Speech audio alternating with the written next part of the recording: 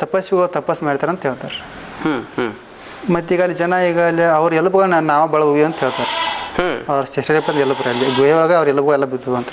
ಸ್ನೇಹಿತರೆ, ಆಧ್ಯಾತ್ಮ ಅಂದರೆ ನಮ್ಮ ಅನೇಕ ಜನಗಳಿಗೆ ಎಲ್ಲೋ ಒಂದು ಕಡೆ ದೂರದ ವಿಷಯ ಅನ್ನುವಂತಹ ನಿಟ್ಟಿನಲ್ಲಿರುತ್ತೆ. ಅಂದರೆ ನಾವು ದೇವರನ್ನ ಪೂಜೆ ಮಾಡ್ತೀವಿ, ಬೇರೆ ಬೇರೆ ದೇವರುಗಳನ್ನ ಆರಾಧನೆ ಮಾಡ್ತೀವಿ, ಆದರೆ ಅದರ ಹಿಂದಿನ ಬೇರೆ ಬೇರೆ ಮರ್ಮಗಳಿರ್ತವೆ, ಆ ದೇವರ ಹಿಂದಿನ ನಂಬಿಕೆಗಳಿರ್ತವೆ. ಕೆಲವೊಂದಿಷ್ಟು ನಂಬಿಕೆಗಳಂತೂ ನಮ್ಮ ಕಣ್ಣಿಗೆ ಅಥವಾ ನಮ್ಮ ಒಂದು ಕೈಗೆ ನಿಲುಕದಂತಹ ಒಂದು ವಸ್ತುವಾಗಿ ಉಳಿದಿರ್ತವೆ.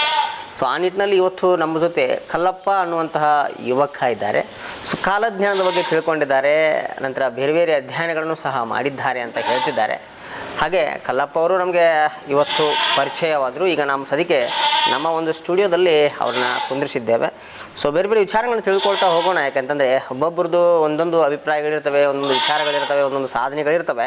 ಸೊ ಆ ನಿಟ್ಟಿನಲ್ಲಿ ಇವತ್ತು ನಮ್ಮ ಜೊತೆ ಇದ್ದಾರೆ, ಅವ್ರನ್ನ ಮಾತಾಡಿಸ್ತಾ ಹೋಗೋಣ. ಮೊದಲು ಕಲ್ಲಪ್ಪ ಅವರೇ ನಮಸ್ಕಾರ. ಮನುಷ್ಯನಿಗೆ ಒಂದು ಆಸೆ ಇರುತ್ತೆ ರೀ, ಏನಂತಂದರೆ ನಾನು ದೀರ್ಘಾಯುಷ್ಯನಾಗಬೇಕು. ಈಗ ಸದ್ಯಕ್ಕೆ ಏನೈತೆ ಅಂತಂದ್ರೆ ನಾನು ಅಟ್ಲೀಸ್ಟ್ 100 ವರ್ಷ ಆದ್ರೂ ಬದುಕಬೇಕಂತೇಳಿ. ಈಗ ಹೆಂಗಾಗ್ಬಿಟ್ಟೈತಿ, 50-40 ವರ್ಷಕ್ಕೆ ಮನುಷ್ಯ ಸಾಯಕತ್ತ, ಬೇರೆ ಬೇರೆ ರೋಗಗಳು ಬರಾಕ್ತಾವ. ಮನುಷ್ಯ ದೀರ್ಘಾಯುಷ್ಯ ಆಗಬೇಕು ಅಥವಾ ಒಂದು ಆಯುಷ್ಯವನ್ನು ಪಡ್ಕೊಳ್ಬೇಕು ಅಂತಂದ್ರೆ ಏನು ಮಾಡ್ಬೇಕಂತೀರಿ?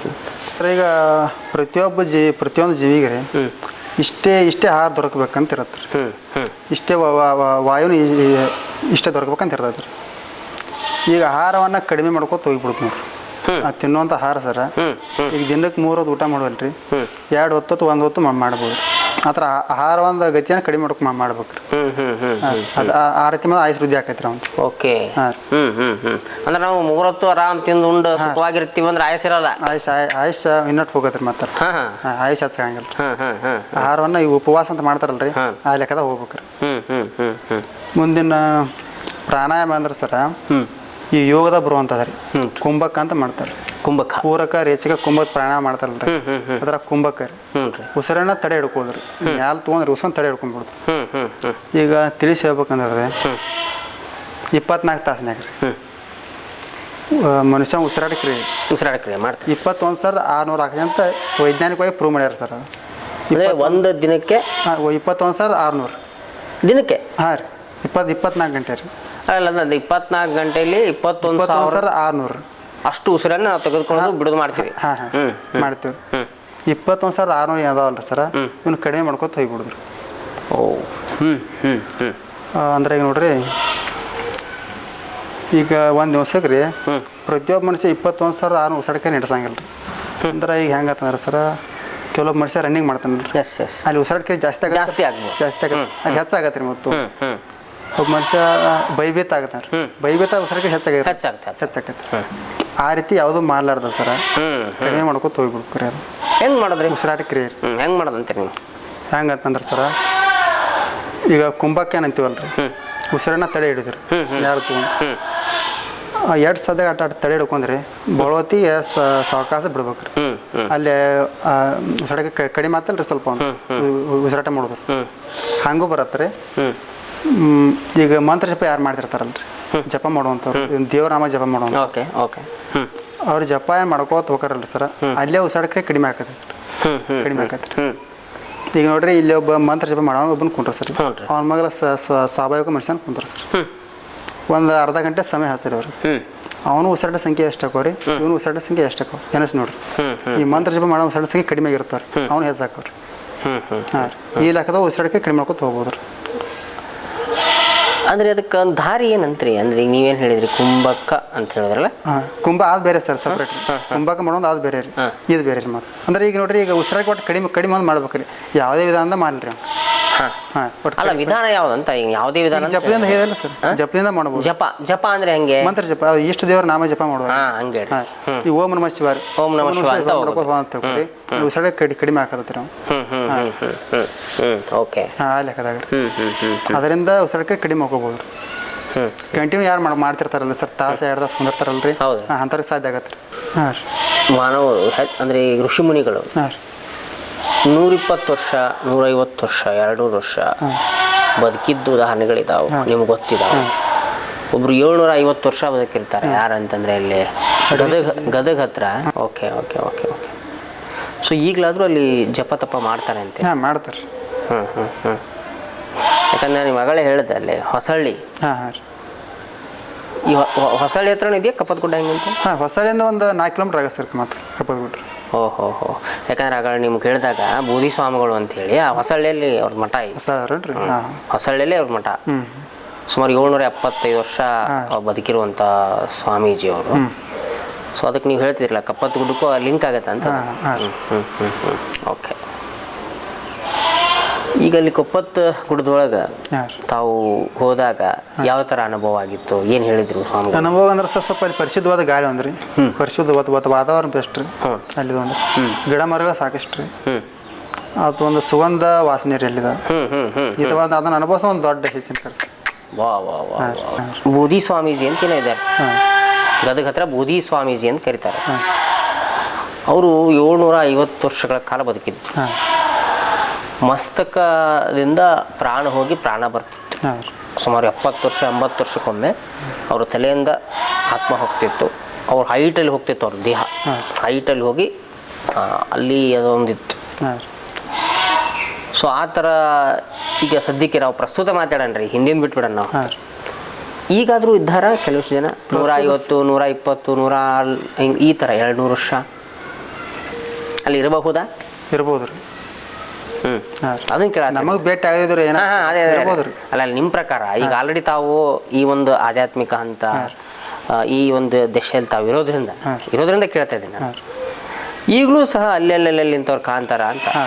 ಈಗ ನಾನೊಂದು ಕೇಳಿದ್ದೆ ಏನಂತಂದ್ರೆ, ಮಲಪ್ರಭಾ ದಂಡಿ ಈ ನಮ್ಮ ಕೂಡ್ಲ ಸಂಗಮದಿಂದ ಬೆಳಗಾವವರೆಗೂ ಒಂದು ಇದೈತಿ, ಏನ್ರಿ ಕಣ್ಕುಂಬಿ ಅಂತ ಐತಿ. ಆ ದಂಡಿ ಒಳಗೆ ಸುಮಾರು 150ರಿಂದ 200 ವರ್ಷ ಅಥವಾ 300 ವರ್ಷ ಬದುಕಿಯುವಂಥವ್ರು ಇದ್ದಾರೆ ಅನ್ನುವಂಥ ಒಂದು ಮಾಹಿತಿ ನನಗೈತಿ. ಬಟ್ ಫ್ಯಾಕ್ಟಾಗಿ ಅಲ್ಲಿ ಇದ್ದಾರೆ ಅಂತ ಹೇಳಂಗಲ್ಲ, ಅಲ್ಲಿ ಇರ್ತಾರ ಅಂತ ಐತಿ. ಯಾಕಂತಂದ್ರೆ ಅದೊಂದು ಶಕ್ತಿಯುತವಾಗಿರುವಂತಹ ನದಿ ಅದು. ಆ ನದಿ ತಡದೊಳಗೆ ಉದಾಹರಣೆಗೆ ಈ ಸುಮಾರು ಒಂದು 100 ವರ್ಷಗಳ ಹಿಂದೆ ಅನೇಕ ಋಷಿಮುನಿಗಳಲ್ಲಿ ಇದ್ದಿದ್ದು ಉದಾಹರಣೆ ಐತಿ. ಉದಾಹರಣೆಗೆ ಎಲ್ಲಿ ಅಂತಂದ್ರೆ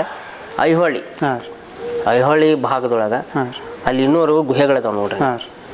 ಅಲ್ಲಿ ಅನೇಕ ಸ್ವಾಮೀಜಿಗಳಿದ್ರು, ಅಲ್ಲಿ ಅನೇಕ ತಪೋನಿರತರು ಮಾಡ್ತಾ ಇದ್ರು ಅಂತ ಅನ್ನೋದು ಐತಿ. ಸೊ ಅದಕ್ಕೆ ನಿಮಗೆ ಕೇಳಿದೆ ನಾನು, ಈಗ ಏನಾರ ಸದ್ಯಕ್ಕೆ ಇರೋ ಚಾನ್ಸಸ್ ಐತಿ? ಇರ್ಬೋದು ಸರ್. ಈಗ ನೋಡ್ರಿ, ಈಗ ಈ ಮಣ್ಣಿನೊಳಗೆ ಎಷ್ಟು ಜನ ಅದಾರ ಅಂತ ಹೆಂಗೆ ಹೇಳಕ್ಕಾಗತ್ತೆ ಸರ್? ಹೆಂಗೆ ಸರ್? ಈ ಮಣ್ಣಿನೊಳಗೆ ರೀ ಅಂಥವ್ರು ಎಷ್ಟು ಜನ ಅದ ಹೆಂಗೆ ಹೇಳಕ್ಕಾಗತ್ತೆ? ಹೇಳಕ್ಕಾಗೋದು ಹೌದಲ್ರಿ. ಜಗತ್ತು ಭಾಳ ವಿಸ್ತಾರ ಐತ್ರಿ, ಭೂಮಿ ಭಾಳ ವಿಸ್ತಾರ ಐತ್ರಿ. ಮತ್ತೆ ಎಲ್ಲೋದು ಮೂಲೆ ಹೋಗೋದು ಇರತ್ತಾರೆ ಅಂಥವ್ರು. ಅಲ್ಲ, ಅಂಥವ್ರ ಬಗ್ಗೆ ನಿಮಗೇನಾದ್ರೂ ಗೊತ್ತ? ನಮ್ಗೆ ಆ ಥರ ನಮಗೆ ಅಂಥವ್ರು ಯಾರು ಭೇಟಿಗಿಲ್ರಿ. ಇನ್ನು ಬೇರೆ ಬೇರೆ ಒಂದು ವಿಚಾರ ಇದ್ದಾರೆ ಅಂಥವ್ರು ಭೇಟಿಗ್ಯಾರ. ಈಗ ನೀವು 700 ವರ್ಷ ಈಗ ಹೇಳಿರಲ್ರಿ, ಈಗ ಸತ್ಯಯುಗದಿಂದ ಇದ್ದವ್ರದಾರಲ್ರಿ ಸರ್. ಸತ್ಯಯುಗದಿಂದ ರೀ ಯಾರು ಇಲ್ಲಿ ಚಳವರ್ಗಿ ಎರಿತಾತ ಅಂತ ಸ್ವಾಮಿ ಉಪ್ಪತ್ತು. ಈಗ ಅವ್ರ ಮಠ ಕಟ್ಸ್ಯಾರಲ್ರಿ, ಯೋಗ ಸಮಾಧಿ ತೊಗೊಂಡಾರ್ರಿ. ಏಳು ಸಮಾಧಿ ಅಂದ್ರೆ ಉಸಿರಾನ ಮಸ್ತಾಗಿ ಎಷ್ಟೊಂದು ಕೂತ್ ಬಿಡುದ್ರಿ. ಅದನ್ನೇ ಹೇಳ್ತಾರೆ ನಿಮಗೆ. ಅದಕ್ಕೆ ಯೋಗ ಸಮಾಧಿ ಅಂತಾರೆ. ಯೋಗ ಸಮಾಧಿ. ಯೋಗದೊಳಗೆ ಸಮಾಧಿ ತಗೊಳ್ಳಂತ. ಯೋಗದಲ್ಲಿ ಸಮಾಧಿ ತಗೊಳ್ಳೋದು ಅಂತ. ಎಲ್ರಿದೆ? ಚಳವರ್ಗಿ ಎರಿತಾತ ಅಂತ ರೀ. Chalavargi Raichur district sir. Raichur district. ಈ ನಿಮ್ಮ ಬೀಳ್ಗಿ ಗಲಗಡ್ಡಿ ಈ ಕಡೆ ಭಾಗದಲ್ಲಿ ಯಾರು ಇಂಥ ಸಾಧನೆ ಮಾಡ್ತವ್ರು ಯಾರು? ಅಂಥ ಒಂದು ಹೆಚ್ಚು ಪಾಂಡಿತ್ಯ ಹೊಂದಿದವ್ರು ಅಂಥವ್ರು ನಮ್ಗೆ ಆ ಕಡೆ ಅಂತ ಯಾರಿಲ್ಲ ಸರ್. ಅಷ್ಟೇ ಮಧ್ಯಮ ಸಿದ್ಧವಾಗದಾರ. ನಿಮಗೆ ಹೆಂಗೆ ಬಂತು ಇದು ಈ ಥರ ಒಂದು ಇಂಟ್ರೆಸ್ಟಿಂಗ್? ಈ ಥರ ಸರ್ ನಾನೊಂದು 21-22 ವಯಸ್ಸು ಸರ್ ನಿಮಗೆ ಅವಾಗ. ಮೊದಲನೇದು ಸರ್ ಈಗ 10-12 ವಯಸ್ಸಿನಾಗ ರೀ ಒಂದು ದೇವ್ರ ಚಿತ್ರಪಟ ಬಿಡಿಸೋದು ಅಂಥವ್ರು ಭಾಳ ಆಸಕ್ತಿ ಇತ್ತು ಸರ್. ಸ್ವಲ್ಪ ಜಪ ಮಾಡೋದು ಏನು ಆಸಕ್ತಿ ಇತ್ತು. ಮತ್ತು ನಮ್ಗೆ ಇನ್ನೂ ಭಾಳ ವಯಸ್ಸು ಸರ್. ಅಂದರೆ ನಿಮ್ಮ ಅಜ್ಜವ್ರು ಮಾಡ್ತಾ ಇದ್ರು? ಅಜ್ಜವ್ರು ಅಂತ ಯಾರಿಲ್ಲ ಸರ್ ಆ ಥರ. ಅಲ್ಲ, ನಿಮ್ಮ ಅಂದರೆ ಆಧ್ಯಾತ್ಮದ ವಿಷಯದಲ್ಲಿ ನಿಮ್ಮ ಅಜ್ಜವರು ನಿಮ್ಮ ತಂದೆಯವರು ಪೂಜೆ ಮಾಡೋದು ಆ ಥರ ಐತೆ ಸರ್. ಸಣ್ಣ ಪುಟ್ಟ ಮಂತ್ರ ಕಲ್ತಿದ್ದೆ. ಒಂದು ಏಕಾದಶಿ ಉಪವಾಸ ಇಂಥ ವರ್ತಕ ಮಾಡ್ಕೊತ ಬಂದವ್ರು ಇದ್ದಾರೆ. ಹೆಚ್ಚು ದೈವಿ ಭಕ್ತರಿದ್ರು ಅಥವಾ ದೈವಿ ಇದನ್ನ ಮಾಡ್ತಾ ಇದ್ರು ಅಂತ ಹೇಳಿ ನಿಮ್ಗೆ? ಹೌದಲ್ರಿ, ಮಾಡ್ತಿದ್ರು. ಅಂದ್ರೆ ಪಾಂಡ್ರಪ್ಪ ಬಿಟ್ಟಲ್ಲಿ ಭಕ್ತರಿದ್ರು. ಅದೊಂದು ಪ್ರಭಾವ. ಇದ್ರು ಇರ್ಬೋದು. ಮತ್ತೆ ಹೇಳ್ತಿದ್ರಿ 21 ವರ್ಷಕ್ಕೆ? 22 ವಯಸ್ಸು ಸರ್. ದೇವಿ ಪಾರಾಯಣ ರೀ. ಈಗ ಒಂದು ಗ್ರಂಥ ಸಿಗತ್ತೆ ಸರ್, ಚಿದಾನಂದ ಅವತಾರ ಬರ್ತದ್ರಿ. ಯಾವ್ದ್ರಿ? ಚಿದಾನಂದ ಅವತಾರ ಅಂತ ಬರೋದ್ರಿ. ಇಲ್ಲಿ ರಾಯಚೂರು ಡಿಸ್ಟಿಕ್ ಸರ್ ಅಂಬಾಬನ ದೇವಸ್ಥಾನ ಐತಲ್ಲ, ಚಿದಾನಂದ ಅವತಾರ ಬರೋಂಥ ದೇವಿ ಗ್ರಂಥ. ಆ ಗ್ರಂಥದ ಒಂದು ಇದು ಸರ ನಾವು ಸ್ವಲ್ಪ ಪ್ರಾಣಿ ಪಕ್ಷಿ ಸ್ವಲ್ಪ ಭಾಳ ಪ್ರೀತಿ ಜಾಸ್ತಿ. ಒಂದು ಸರಿ ನಮ್ಮ ಮನ್ಯಾಗ ಒಂದು ನಾಯಿ ರೀ ಸ್ವಲ್ಪ ಕುತ್ತಿಗೆ ಇದಾಗಿಬಿಟ್ಟಿತ್ತು ರೀ, ಸ್ವಲ್ಪ ಬಾದ ಬಿಟ್ಟಿತ್ತು ನಾಯಿದ್ರಿ. ಹಾಂ ಒಂದು ಸಾಯಂಕಾಲದ ಆ ಥರ ಬಾಯತ್ತಲ್ಲ ಸರ್, ಸ್ವಲ್ಪ ಸಾಯಂಕಾಲ ಹಂತಕ್ಕೆ ಬಂದಿತ್ತು ನಾಯಿ ಅದು. ಆ ದೇವಿ ಗ್ರಂಥ ಅಂತ್ಯಕ್ಕಿದ್ರೆ ಅದನ್ನ ಸ್ವಲ್ಪ ನಿವಾರಿಸಿದ ಮ್ಯಾಗ ಹಿಟ್ಟು ತೆಗೆದುಬಿಟ್ಟಿದ್ವಿ. ಮುಂಜಾನೆದ್ರೊಳಗೆ ಸಂಪೂರ್ಣ ವಾಸಿಯಾಗಿಬಿಟ್ಟಿದ್ರು ಆ ನಾಯಿ ಒಂದು ನೋವು. ಈ ಗ್ರಂಥ ಒಂದೊಂದು ಶಕ್ತಿ ಇರ್ಬೇಕಂತ ವಿಚಾರ ಮಾಡಿದ್ರು. ಆದ್ರೆ ಹಂಗೆ ಸರ್ಚ್ ಮಾಡ್ಕೋತ ಹೋದಿರಿ. ಹಂಗೆ ಅಲ್ಲೇ ಸ್ವಲ್ಪ ಸುತ್ತಮುತ್ತ ಭೇಟಿ ಮಾಡಿದ್ರಿ ಸಾಧುಗಳನ್ನ. ಸ್ವಲ್ಪ ಇಲ್ಲಿ ಕಪ್ಪದ ಗುಡ್ರಿ, ಹಾಂ ಅಲ್ಲಿ ಭೇಟಿ ಇದೀರಿ. ಅಲ್ಲಿ ಒಬ್ಬರು ಇದ್ದೀರಿ ಕಪ್ಪದ ಗುಡ್ಡ, ಆ ದೇವಿ ಪಾರಾಯಣ ಹೋಗಿದವ್ರು ಅವ್ರು ತಮ್ಮ ವಿಚಾರನ ತಿಳಿಸಿದ್ರು. ಈ ಥರ ಆಯ್ತು ಈ ಥರ ಆಯ್ತು, ಅಲ್ಲಿಂದ ಸ್ಟಾರ್ಟ್ ಆಯ್ತು ಸರ್ ಅದು.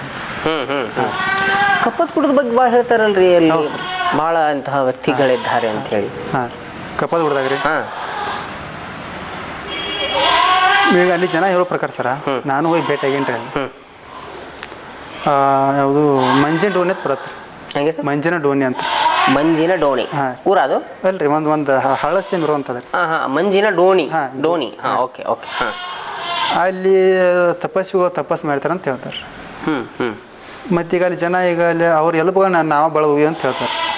ಅವ್ರ ಶರೀರಪದ ಎಲುಬ್ರಿ ಅಲ್ಲಿ ಗುಹೆ ಒಳಗೆ ಅವ್ರ ಎಲುಬುಗಳು ಎಲ್ಲ ಬಿದ್ದು ಅಂತಾರೆ. ನಾವು ಬಳದ್ ಹೊರಗೆ ಹೋದ್ವಿ ಅಂತ ಹೇಳ್ತಾರೆ ಅಲ್ಲಿನ ಜನ. ಮತ್ತೇನು ಕಪ್ಪದ ಗುಡ್ಡದ ಬಗ್ಗೆ ಸರ, ಅಲ್ಲಿ ಸಾಕಷ್ಟು ವನಸ್ಪತಿ ಗಿಡಗಳದಾವ್ರಿ. ಅಂತ ಹೋಯ್ತು. ಕೆಲವೊಂದು ಗುಹೆಗಳ್ರಿ, ಕೆಲವೊಂದು ಸುರಂಗಗಳದಾವ್ರಿ. ಓಕೆ. ಇನ್ನು ಅಲ್ಲಿ ಕಪ್ಪದ ಮಲ್ಲೇಶ್ವರ ದೇವಸ್ಥಾನ ಸರ್. ಮುಂದೆ ಅಲ್ಲಿ ಮ್ಯಾಲೆ ಚಕ್ರಿ ಬಸವನ ಅಂತ ಬರ್ತಾನೆ ರೀ. ಈ ಥರ ಅಲ್ಲಿ ಸಂಜೀವಿನಿ ಗಿಡ ಅಂತ ಹೇಳಿ ಬರ್ದಾರೆ. ಸಂಜೀವಿನಿ ಗಿಡಗಳು. ಸಂಜೀವಿನಿ ಗಿಡ ಐತ್ರಿ ಅಲ್ಲಿ. ಹಾಂ. ಒಂದು ಕೊಳದ ಸಂಜೀವಿನಿ ಗಿಡ ಅದಾವ, ಈ ಥರ ಗಿಡಮೂಲಿಕೆ ಅದಾವ ಅಂತ ಗ್ರಂಥ ಉಲ್ಲೇಖ ಮಾಡ್ಯಾರಲ್ರಿ ಸರ್. ಅವು ಯಾವಾಗ ಬರ್ದಾರ ಏನೋ ರೀ ಅವ್ನು. ಆಯ್ತು. ಹೌದ್ರಿ. ಈಗ ಅಲ್ಲಿಂದ ಹಿಡಿದು ಇಲ್ಲಿ ತನಕ ವಿಚಾರ ಮಾಡ್ಬೇಕಂದ್ರೆ ಸರ್, ಸಾಕಷ್ಟು ಜನ ತುಳಿತ ಅಂತ ಆಗಿರುತ್ತೆ.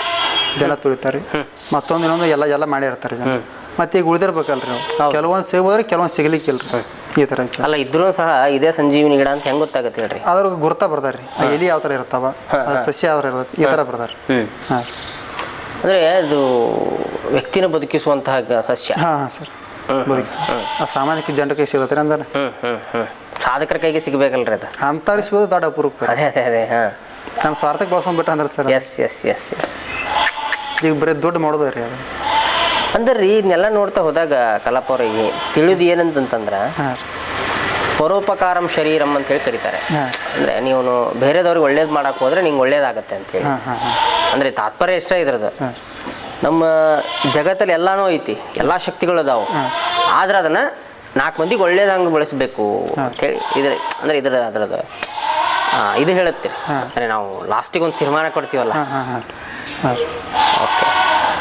ಕಪ್ಪತ್ ಗುಡ್ಡಕ್ಕೆ ಹೋಗಿದ್ರಿ ತಾವು ಎಷ್ಟೋ ಹಿಂದೆ? ಹಂಗೆ ಹೋಗ್ತಾನೆ ಸರ್. ನಾ 2022 ಒಂದ್ಸಲ ಹೋಗಿದ್ದೀರಿ. ಅದನ್ನ ಮತ್ತೆ ಸ್ವಲ್ಪ ಹೋಗ್ಬೇಕನ್ಸ ಅವಾಗವಾಗ ಹೋಗ್ತೀರಿ? ಹಾಂ ಹೋಗ್ತಾ ಇರ್ತೀವಿ. ಓಕೆ. ಅಲ್ಲಿ ಯಾರು ಸ್ವಾಮೀಜಿಗಳಿದ್ದಾರೆ? ಹಾಂ ಇರ್ತಾರೆ, ಸನ್ಯಾಸಿ ಹೋದಾರೆ, ಸ್ವಾಮೀಜಿ ಹೋದಾರೆ. ಈಗಲೂ ಇದ್ದಾರೆ? ಹಾಂ ರೀ. ಎಲ್ಲಿಂದ ಹೋಗ್ತೀರಿ ಅಲ್ಲಿ? ನಮ್ಮ ಊರಿಂದ ಹೋಗ್ತೀನಿ ರೀ. ಅಂದರೆ ನಿಮ್ಮ ಊರಿಂದ ಹೆಂಗೆ ಗದಗ ಹೋಗ್ತೀವಿ?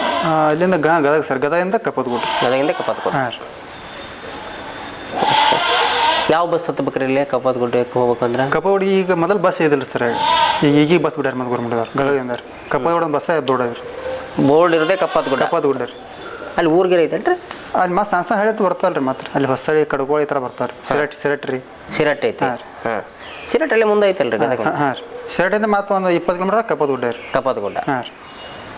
ಅಲ್ಲ ಕಪ್ಪತ್ ಗುಡ್ಡ ಅನ್ನುವಂಥದ್ದು ಏನು ಬಸ್ ಸ್ಟಾಪ್ ಐತೋ? ಬಸ್ ಅದು ಗುಡ್ಡದ ಹೆಸರು ಕಪ್ಪತ್ ಗುಡ್ಡ ಸರ್. ಗುಡ್ಡದ ಹೆಸರು ಕಪ್ಪತ್ ಗುಡ್ಡ. ಅಂದರೆ ನೀವು ಇಳಿದೆಲ್ಲ ಅಂತ ನೀವು? ಆ ಕಪ್ಪದ ಗುಡ್ಡ ಅಲ್ಲಿಗೆ ಬೋರ್ಡ್ ಆಗ್ಯಾರ ಸರ್, ಕಪ್ಪತ್ ಗುಡ್ಡ ಕ್ರಾಸ್ ಈ ಥರ ರೀ. ಈ ಥರ ಬಸ್ ಸ್ಟ್ಯಾಂಡ್ ಇಷ್ಟ ಏನಿಲ್ಲ ರೀ, ಕಪ್ಪತ್ ಗುಡ್ಡದ ರೀ. ಹಾಂ. ಓಕೆ. ಊರಂತ ಏನಿಲ್ಲ ರೀ ಅದು. ಅದು ಗುಡ್ಡಕ್ಕೆ ಕಪ್ಪತ್ ಗುಡ್ಡ ಇಷ್ಟೇ ರೀ. Okay okay okay okay. So ಈಗಲಾದರೂ ಅಲ್ಲಿ ಜಪ ತಪ ಮಾಡ್ತಾರೆ ಅಂತ? ಹಾಂ ಮಾಡ್ತಾರೆ ರೀ. ಯಾಕಂದ್ರೆ ನಿಮ್ಮ ಮಗಳೇ ಹೇಳಿದೆ ಅಲ್ಲಿ ಹೊಸಳ್ಳಿ. ಹಾಂ ಹಾಂ ರೀ. ಈ ಹೊಸಳ್ಳಿ ಹತ್ರನೂ ಇದೆಯಾ ಕಪ್ಪತ್ ಗುಡ್ಡ ಹೆಂಗಂತ? ಹಾಂ ಹೊಸಳ್ಳಿಯಿಂದ ಒಂದು 4 ಕಿಲೋಮೀಟರ್ ಆಗ ಸರ್ ಮತ್ತೆ ಕಪ್ಪತ್ ಗುಡ್ಡ. ಓಹೋ ಹೋ. ಯಾಕಂದ್ರೆ ಆಗ ನಿಮ್ಗೆ ಕೇಳಿದಾಗ ಬೂದಿ ಸ್ವಾಮಿಗಳು ಅಂತೇಳಿ ಆ ಹೊಸಳ್ಳಿಯಲ್ಲಿ ಅವ್ರ ಮಠ ಐತಿ. ಹೊಸಳ್ಳಿ. ಹಾಂ ಹೊಸಳ್ಳಿಯಲ್ಲೇ ಅವ್ರ ಮಠ. ಸುಮಾರು 775 ವರ್ಷ ಬದುಕಿರುವಂಥ ಸ್ವಾಮೀಜಿ ಅವರು. ಸೊ ಅದಕ್ಕೆ ನೀವು ಹೇಳ್ತಿದ್ರಲ್ಲ ಕಪ್ಪತ್ ಗುಡ್ಡಕ್ಕೂ ಲಿಂಕ್ ಆಗತ್ತೆ ಅಂತ. ಓಕೆ.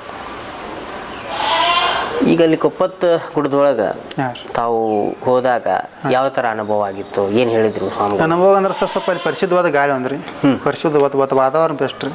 ಅಲ್ಲಿ ಒಂದು ಗಿಡ ಮರಗಳು ಸಾಕಷ್ಟು ರೀ. ಅದು ಒಂದು ಸುಗಂಧ ವಾಸನೆ ರೀ ಅಲ್ಲಿದ. ಇದು ಒಂದು ಅದನ್ನ ಅನುಭವಿಸೋ ಒಂದು ದೊಡ್ಡ ಹೆಚ್ಚಿನ ಕೆಲಸ. ವಾ ವಾ ವಾ ಸುಗಂಧ ವಾಸನೆ ಅಂದರೆ ಅಲ್ಲಿ ನೀವು ಹೇಳಿದಾಗ ವನಸ್ಪತಿ ಗಿಡಗಳದಾವ ಅಂತ ಹೇಳಿ. ಹಾಂ ಓಕೆ ಓಕೆ. ಅದನ್ನ ಹಿಂಗೆ ಹತ್ತು ನೋಡಿ ಸರ್ ಗುಡ್ಡ ರೀ. ಇಷ್ಟೇ ಹತ್ಬೇಕ್ರಿ. ಒಂದು ಗುಡ್ಡ ಇರ್ಬೇಕಾದ್ರೆ ಸಾಕಾಗಿ ಹೋಗ್ತಾರೆ ನನಗೆ. ಎಷ್ಟು ಗುಡ್ಡ ಇದಾವೆ ಸರ್ ಅಲ್ಲಿ? ಸಿಕ್ಕಾಪಟ್ಟೆ ಇದಾರೆ ಸರ್. ಹಂಗೆ ಅಂತಂದು ಹಂಗೆ ಇರೋರು. ಬಾಬಾ ಬಾಬಾ. ಒಬ್ಬರೇ ಹೋಗ್ತೀರಿ? ಹಾಂ, ಒಬ್ಬನೇ ಹೋಗ್ತೇನೆ ಸರ್. ಅಲ್ಲ ಹಿಂಗೆ ಹೋಗ್ತೀರಾ ಮತ್ತೇನು ವಿಷಯ ಚೇಂಜ್ ಆಗುತ್ತೆ ಅಂತ? ಹಿಂಗೆ ಹಿಂಗೆ ಹಾಂ ರೀ. ಹಾಂ ಓಕೆ. ಈಗ ಪರಿಚಯ ಇದ್ದಾರೆ ಅಲ್ಲಿ ಕಪ್ಪದ ಗುಡ್ಡದಲ್ಲಿ? ಅದಾರ ಸರ್. ಹಾಂ ಅವರು ಮೊಬೈಲ್ ಫೋನ್ಗಳನ್ನ ಇಟ್ಕೊಂಡಿರ್ತಾರೆ? ಕೆಲವೊಬ್ರು ಸನ್ಯಾಸಿಗೆ ಹೋದಾರೆ, ಕೆಲವರು ಸಂಸಾರಿಕರು ಅದಾರ ರೀ. ಹಾಂ, ಅಂದ್ರೆ ಈ ಸನ್ಯಾಸಿಗಳ ಸೇವೆಯನ್ನು ಮಾಡ್ತಾ ಸಂಸಾರಸ್ಥರದಾನ? ಇಲ್ಲ ಸಂಸಾರವಾಗ ಅಧ್ಯಾತ್ಮ ಹೋದಾರೆ. ಓಕೆ. ಈಗ ಇಲ್ಲಿ ಕಪ್ಪತ್ ಗುಡ್ಡದಲ್ಲಿ ಇರುವಂತಹ ಸ್ವಾಮೀಜಿಗಳು ಏನಂತಾರಲ್ರಿ, ಅವರು ನೀವು ಹೇಳಿದಾಗೆ ಈ ತಾಂತ್ರಿಕ ಇದ್ರೊಳಗೆ ಬೇರೆ ಬೇರೆ ಹಂತಗಳನ್ನು ತಲುಪಿದಂಥವ್ರು ಇಲ್ಲ. ಸುಮ್ಮನೆ ಸರ್ ಈಗ ಸುಮ್ಮನೆ ಆಧ್ಯಾತ್ಮ ಮಾರ್ಗ ಹಿಡ್ಕೊಂಡು ಸರ್ ಒಂದು ದೇವತೆ ಉಪಾಸನೆ ಮಾಡ್ಕೋತಾರೆ. ಈ ಲೆಕ್ಕದ ಹೊಂಟಾರ. ಈ ಲೆಕ್ಕದಲ್ಲಿ ಇದರಲ್ಲಿ ಸಾಧನೆ ಮಾಡಬೇಕು ಅಂತಿದ್ದೀರಿ. ಓಕೆ. ಅಂದರೆ ಆ ಮೂಲಕ ಸಮಾಜಕ್ಕೆ ಒಂದು ಒಳಿತನ ಮಾಡಬೇಕು ಅಂತ ಹೇಳಿದಿರಿ ನೀವು. Okay okay okay okay. ಈಗ ಸಾಮಾನ್ಯ ಜನ ತಮಗೇನೋ ಒಳ್ಳೇದಾಗಬೇಕಾಗಿತ್ತು, ಮತ್ತೊಂದು ಮಗದೊಂದು ಆಗಬೇಕಾಗಿತ್ತು ಅಂದರೆ ನಿಮ್ಮನ್ನು ಹೇಗೆ ಸಂಪರ್ಕ ಮಾಡಬೇಕು ಅಂತ ಅವರು? ಈಗ ನೋಡ್ರಿ ಸರ್, ಈಗ ಜನರಿಗೆ ಯಾವುದೋ ಒಂದು ಹೇಳೋದಾಗಲ್ರಿ ಸರ್. ಮಾಡೋದನ್ನ ಯಾವುದೋ ಥರ ಮಾಡಲ್ಲ. ನೀವು ಮಾಡೋದಿಲ್ಲ? ನಾನು ವೈಯಕ್ತಿಕವಾಗಿ ಮಾಡ್ತೀರಿ? ಹಾಂ. ಅಂದರೆ ನೀವಾಗಲೇ ಹೋಗಿ ಅವ್ರಿಗೆ ಏನಾದ್ರು ಒಳ್ಳೇದು ಮಾಡಿದ್ರೆ ಮಾಡ್ತೀರಿ? ಇಲ್ಲರಿ. ಅಂದ್ರೆ ಈಗ ನಮ್ಮ ಸಾಧನಗಳಿಂದ ಇರ್ತಾವಲ್ಲ ಸರ್, ನಾವು ವೈಯಕ್ತಿಕವಾಗಿ ಮಾಡಿದ್ರಿ. ನಿಮ್ಮ ವೈಯಕ್ತಿಕವಾಗೇ ಮಾಡ್ತೀರಿ? ನಿಮ್ಮ ವೈಯಕ್ತಿಕವಾಗಿ ಅಷ್ಟೇ? ಇನ್ನೊಬ್ರು ಜನಕ್ಕೆ ಕರೆಯೋದಾಗ್ಲಿ, ಇನ್ನೊಬ್ರು ಜನಕ್ಕೆ ಏನಾದರೂ ಹೇಳೋದಾಗ್ಲಿ ಅಥವಾ ಅವ್ರಿಗೆ ಯಂತ್ರ ಮಂತ್ರಗಳನ್ನ ಏನಾದರೂ ಮಾಡಿಕೊಡೋದಾಗ್ಲಿ ಇಂಥವೇನು ಮಾಡೋದಲ್ಲ ನೀವು? Okay okay okay. ಅಂದರೆ ನಿಮ್ಮದು ವೈಯಕ್ತಿಕ ಸಾಧನೆ ಅಂತ ಹೇಳ್ತೀರಿ? Okay okay okay. ಒಳ್ಳೇದು. ಸುಮ್ಮನೆ 4 ರೂಪಾಯಿ ಗಳಿಸೋಕೆ ಯಂತ್ರ ಮಂತ್ರ ಕೊಡೋದು ಮಾಡ್ತಿರ್ತಾರೆ ರೀ ಅವ್ರು, ಮಾಡ್ತಿರ್ತಾರೆ. ನಮಗೆ ಬಟ್ ನೀವು ಅದನ್ನೇನು ಮಾಡೋದಲ್ಲ? ಬೇಡ. ಓಕೆ. ಥ್ಯಾಂಕ್ ಯು ಸರ್, ಧನ್ಯವಾದಗಳು. ಹಾಂ ಸರ್. ಸ್ನೇಹಿತರೆ, ಕಲ್ಲಪ್ಪ ಅನ್ನುವಂತಹ ವ್ಯಕ್ತಿ ಏನಿದ್ದಾರೆ ಅವರು ಸದ್ಯಕ್ಕೆ ನಮ್ಮ ಜೊತೆ ಇದ್ದಾರಲ್ಲ, ಈಗ ಅನೇಕ ವಿಷಯಗಳನ್ನ ತಿಳಿಸ್ಕೊಟ್ರು. ಬೇರೆ ಬೇರೆ ಆಧ್ಯಾತ್ಮಗಳ ಬಗ್ಗೆ ಅಥವಾ ಈ ತಾಂತ್ರಿಕ ವಿಷಯಗಳೇನಿರ್ತವೆ ಅವುಗಳ ಬಗ್ಗೆ ಬಹಳ ಸೊಗಸಾಗಿ ತಿಳಿಸ್ಕೊಟ್ರು. ಆ್ಯಕ್ಚುಲಿ ಹೇಳಬೇಕು ಅಂತಂದರೆ ಅವರು ಕ್ಯಾಮ್ರಾನ ಮಾಡೋಕ್ಕೆ ಹಿಂದೆ ಮುಂದೆ ನೋಡಿದರು. ಯಾಕಂತಂದರೆ ಕ್ಯಾಮ್ರಾ ಪೇಸ್ ಮಾಡೋದು ಬಹಳ ಕಡಿಮೆ ಅವರೆಲ್ಲ.